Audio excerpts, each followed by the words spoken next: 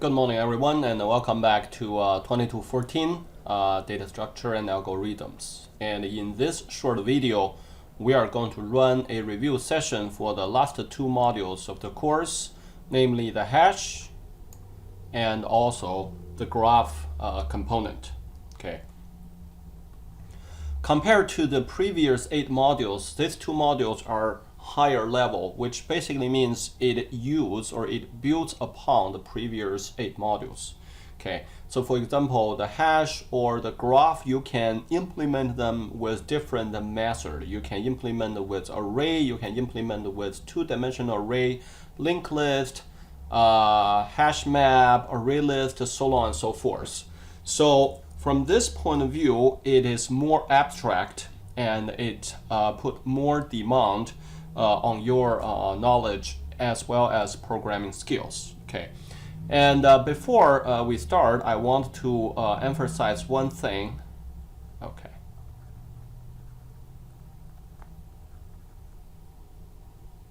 Sorry.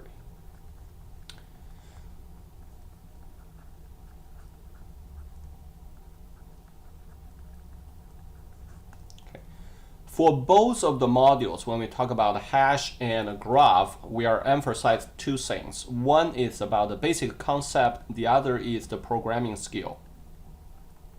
Okay, what is a basic concept? The basic concept is if I draw a graph,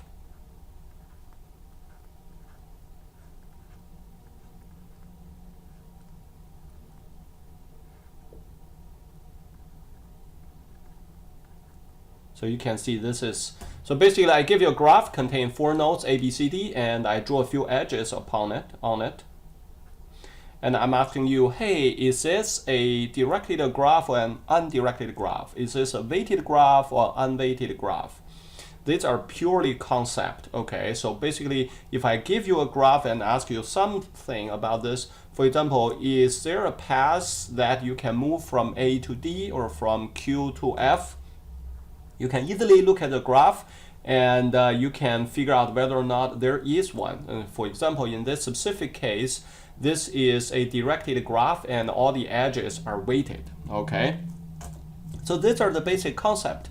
You need this basic concept to understand the subsequent programs. However, understanding only the basic concept will not help you, well, I would not say it will not help you. It will not automatically save your programming problem. Remember, this is a programming course. This is not a, let me introduce you to what is the basic graph course. Okay, why?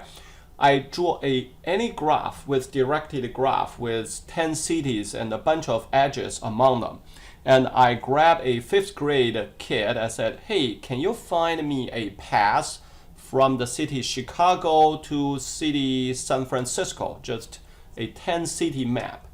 And probably it will take the kid 4 or 5 minutes or as fast as 30 seconds, he or she will find out a path that, hey, you move from here to here, here to here, here to here. This is a path that if you want to drive from Chicago to San Francisco. Okay, see, that is the basic concept. That can be accomplished probably as early as 5th grade or even 3rd grade. Knowing that basic knowledge does not guarantee you have the programming skills. So it's the same example. The 5th grade may be able to figure out the path between the city 1 and city 2. What we want to achieve is, okay, this is a graph. Okay, it is maybe represented as a 2D array. It may be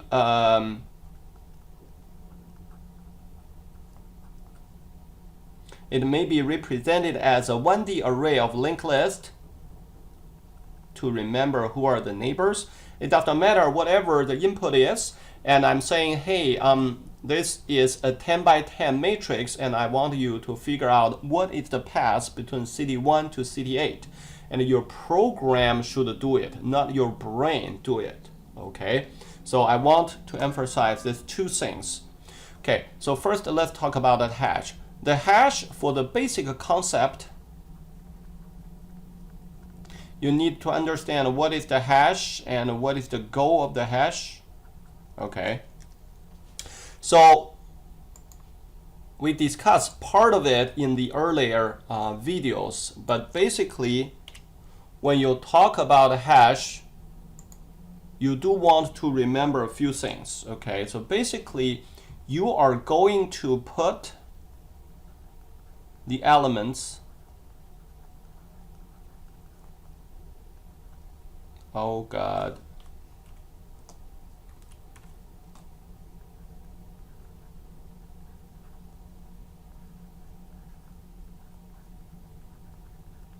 okay. You're going to put the elements into bucket based on what? Based on the key. And what is the key? It depends on your definition. For example, the key should be something relatively unique for the record.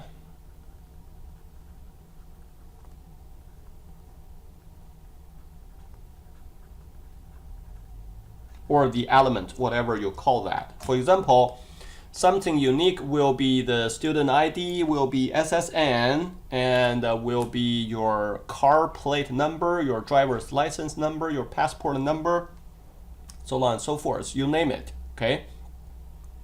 And behind the key, there will be a whole bunch of information. For example, if we're talking about student record, we're using your student ID as the key. We're using the student ID as the key. And then behind it, we will have your name, your address, phone number, hometown, are you the first generation college student, so on and so forth. That will be a record. And you may ask, hey, why do you bother to divide them into the bucket, right? If you already have the ID number, if you already have the key, why don't you just use the key as the index, okay? So if you go back to the Zybook, you will notice that sometimes this ID is really huge. Okay, for example, our UNCC ID contains 9 digits, and most of them start from 800 and 801. Okay, so are you saying we should get an array that is starting from 0 all the way to 80099? Well, actually it should be 819, 801, 999, 999. Obviously this will be a big waste because only a very small amount will be used. So most of the entry. On the contrary, if we put them into a bucket, for example, we have a hash function, and we're only looking at the last 2 digits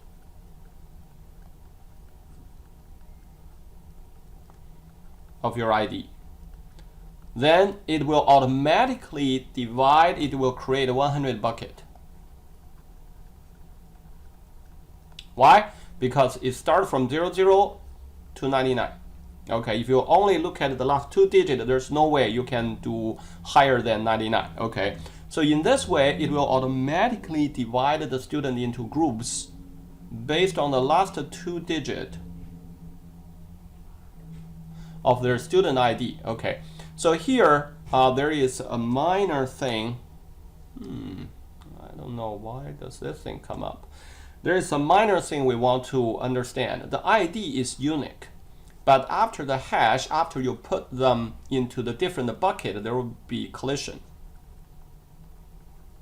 What does that mean? We are only looking at the last 2 digits of your student ID. So it's possible that we have a student has the ID number is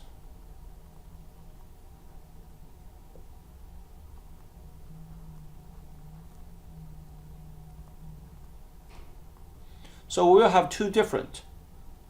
The previous numbers, they're different. So obviously these are 2 students. But if you look at the last 2 digits, they will be exactly the same. In this way, they will be mapped to the same bucket.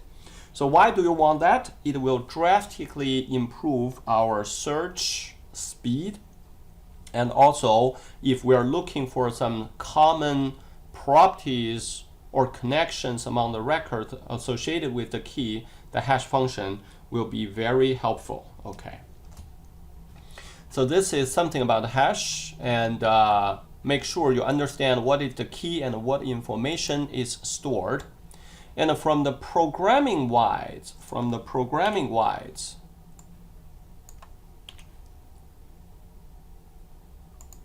we also need to be very careful about the hash programming.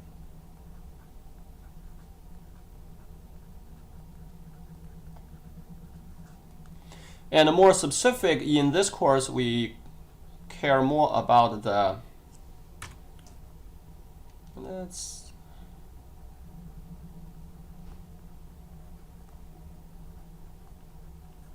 we care more about the hash map. So basically, what is the key and what is the information you are storing into it? For the hash map, the Zybook contains specific dedicated a chapter actually to this concept. But here we open the corresponding page. Okay, so you can see this is actually Java's hash map class. Okay, and there are several functions or method is extremely of our interest. Okay, for example, contains the key. So returns true if this map contains a mapping for the specific key. Okay, so to refresh your memory, okay, what is a hash map? So we can look at some frequently seen function about the hash map to have a better understanding of what is the hash map. So you can see this put function. You're going to put a key. This is more of the index, and be very careful when we say index, we don't necessarily mean that's the position in an array as an index. So this is the key, this is corresponding value. Associate the specific value with the specific key in this map. So you can imagine this as a two-dimensional space, and one dimension is the key, while the other dimension is corresponding value or info you want to store into this two-dimensional space. Okay, you can obviously add untreated with the value put, or there are multiple variants of put. For example, put if absent, so you will only add this into the corresponding data structure. If there's no entry with the key already exists, and if you can put, obviously you can get. Okay, return the value to which the key is mapped, and the get, and it is empty. And although we have a very frequently seen function actually in our module 9 exercise, contain the key and contains value. I don't remember. I don't think we have that specific in the programming lab. We call this function, but contains a key, returns true if this map contains a mapping for the specific key. Okay. So why does it matter? If you look at the module 9's exercise, we ask you to conduct some operations over a hash map. Okay. We want you to add something or remove something. Well, basically we mean the put or get. Let me see what is the corresponding remove. So of course, in the corresponding hash map, you can remove, we highlight it, or replace, and so on and so forth. Okay. So basically, this is a two-dimensional set, and it is indexed by the first dimension as the key, and the second dimension is actually the value. And we want you to conduct some operation. Be very, very careful is what are the conditions to put or get or remove, or to replace. So for example, in the Lab 9 exercise, they have specific efforts, they have specific description. In this method, we want you to replace the value of the key x if the key, or if the current value of the key x, so let's say,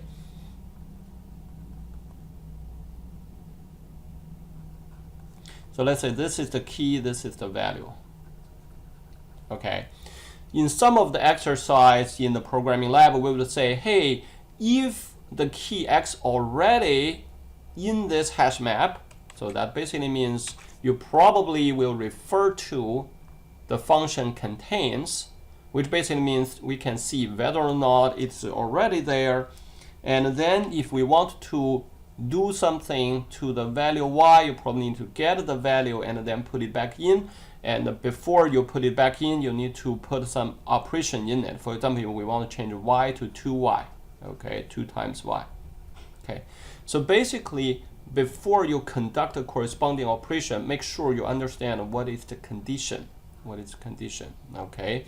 And also, pay close attention to the example code for the Lab 9, especially the top part, how to create hash map. If you are creating a hash map, what will be the type of key and what will be the type of value? So how do you tell the system what type of hash map we are creating and how large it is? In other words, how many entries do you expect to put in this hash map? And of course, we frequently see we need to dynamically expand the hash map. Actually, if you look at this page,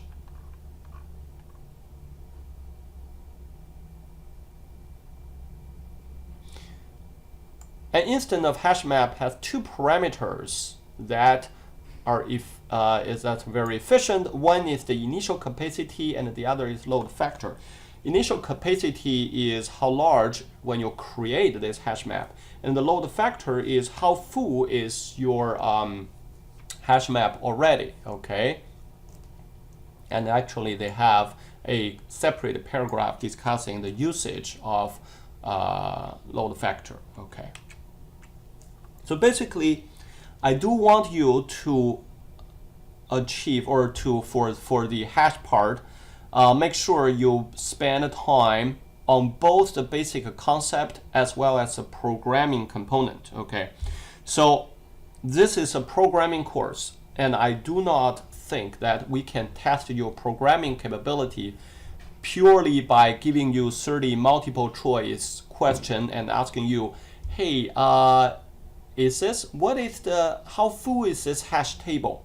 Like there are 10 slots and there are 8 slots occupied, and you tell me, oh, it's 80% full. That is not a programming course. That is purely a math course content. So we put some programming component in this test, in every test starting from test 2.